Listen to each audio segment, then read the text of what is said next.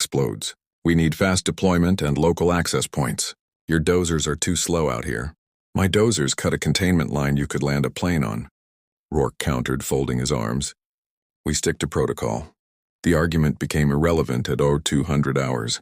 The wind, which was supposed to die down until dawn, abruptly shifted and roared to life.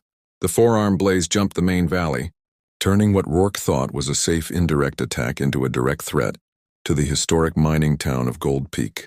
Fire just jumped the canyon at Sector Delta. The radio blared. All units, Gold Peak is compromised. Rourke swore, seeing his entire operation unravel. He had the manpower, but Reyes had the knowledge. The town's only defense is the old water reservoir line in the cemetery ridge. Reyes barked, grabbing Rourke's arm. Your crews are trained for sustained defense. Mine are trained for speed. We hit the ridge with your line defense, and then my pumpers use the reservoir's runoff valve to flood the cemetery grounds. It's the only defensible spot left. Rourke hesitated for a split second. Every fiber of his training screamed to wait for backup, but the sight of the orange glow against the black sky was its own command. Ironwood, fall in with engine 17. Rourke roared into his mic. You take point, Reyes. You call the shots on the ground. What followed was a ballet of coordinated chaos. Rourke's hotshots, utilizing their heavy-duty hoses and unwavering discipline, anchored the defense line at the ridge, cutting down the chaparral and cooling the air with precise water application. Meanwhile, Reyes's crew, moving with uncanny familiarity through the dark, found the hidden, overgrown access road to the century-old water valve.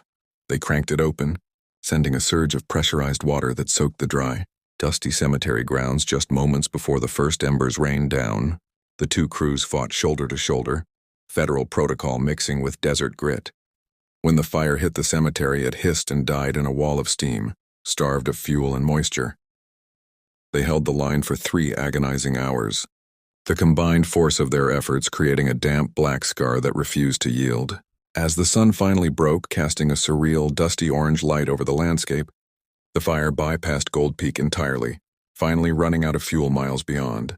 Exhausted, Rourke watched his hotshots pack up their gear, followed by Reyes' crew. Reyes walked over, wiping sweat from her brow. She didn't offer a handshake, just a tired, knowing nod. Your crews fought hard, Rourke. You gave us the time we needed. Rourke returned the nod, a flicker of respect in his eyes. Your local knowledge saved that town, Reyes. No manual teaches you where those old lines run. The rivalry hadn't vanished, but the fire had forged something stronger, a necessary, earned respect. They were still 2 different teams, but they both knew that in the brutal theater of the desert, they were better and safer together.